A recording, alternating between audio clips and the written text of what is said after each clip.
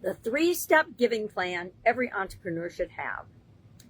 Most entrepreneurs give randomly. A donation here, a favor there, a volunteer resource or a demo resource there.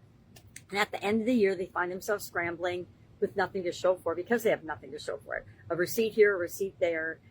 And they don't have the impact. They don't have any tax records for the most part, or not in impact tax planning or legacy. They've just given, and we're going to fix that. Here's the fix for that. Sharon Horne-Ellstrom here. Welcome to day 202 of our Supersize Your Business Annual Challenge. Today we're talking about, and all this month we're talking about contribution. We're actually well over the halfway point. We'll probably pop into the super framework tomorrow, which I invite you to join us for sure for the next 5 days, because that's a process that you can use for anything you want to improve or do in your business, any goal you want or any challenge that you're facing. Well, let's dive a little deeper into this today. Random giving, it's good, right? I say any giving is good, but planned giving is even better. Planned giving changes things. We go from giving, and I'm going to let you know a little secret of how I used to do it and why it was so silly and ineffective, which is where this whole topic comes from. Our giving plan should reflect our values, and that giving should be given out of a desire to give and make the world a better place, not out of obligation or guilt or any other emotion that has anything negatively charged to it.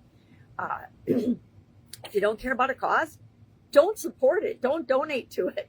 You know, it's amazing. I guess we should jump into my story. I used to give like most people do. Whoever knocked on my door, especially my business door, and asked for a donation or to me to support some cause, I just said yes. So I was writing checks right and left. I was giving away free product right and left. I was supporting teams, bowling teams, baseball teams, softball, girls softball teams, which I didn't care about because my daughter played softball. But it was just random. And then it hit me at the end of the year. I was just appeasing people who came to my door, mostly to get them to go away because I was busy, right? Not because I actually cared or wanted to support the thing that they were asking for support in, which I was treating it more like an expense than actually an intentional giving opportunity where I could have an impact and make the world a better place. So I decided that I actually sat down and thought about it after I'd had 3 people come in one day to my business in my office. And I said, okay, I need to take control of this. I need to treat this more like a planned activity, and I want to have a plan for it than just randomly dealing with it whenever somebody showed up at the door. I need a sip of coffee. My throat's really weird today.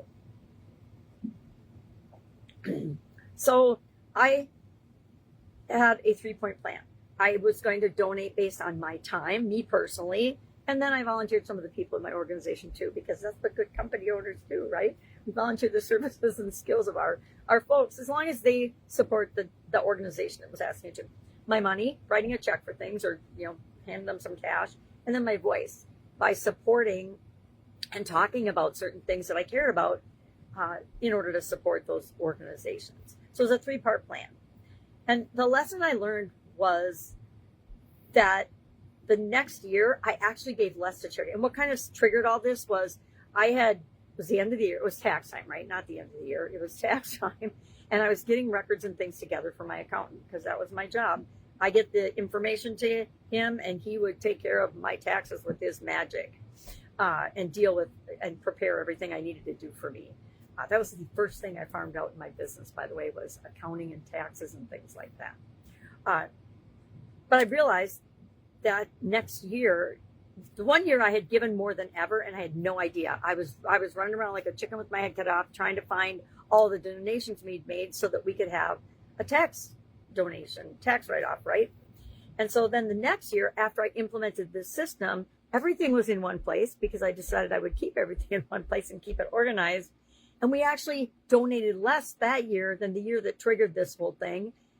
But because it was done intentionally, it beat out my half-assed way of handling it in the past. Intention beats out reactive action every single time. So as long as we're being intentional, we'll get better results than if we're just randomly putting out fires. Anybody a skilled firefighter with no training, meaning a skilled problem solver with no training. So what are we going to do with this today? Excuse my throat again. I challenge you to set a giving budget. Maybe a percentage. We do a percentage of our gross sales. You can do a percentage of profit. You can do whatever you want, or you can do nothing at all, right? It's your business. You decide. Maybe this isn't important to you. Maybe contributing to the community and the surrounding things and other organizations doesn't matter to you and your business one bit. You don't care. Then just ignore everything I'm saying. But otherwise, plan an annual giving.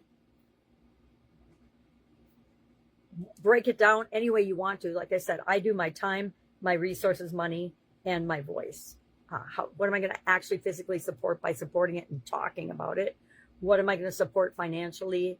And then how much time am I going to dedicate to this? Because I found if I don't allocate some time to something, it doesn't get done. So there's a bunch of reflexive questions I could ask. You know, if you look at your giving in the last 12 months, does it reflect what you actively value and support, the things that are important to you? If the arts are important to you, support the arts in your community. If a certain cause is important to you, support that. Put it towards something that makes everyone in your organization feel good about it and feel good about doing business. Business is supposed to feel good.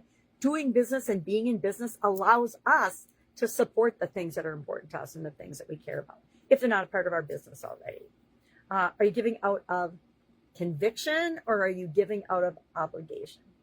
And if you feel like you have to give to something or you should give to something, question that and ask yourself, is this true for me?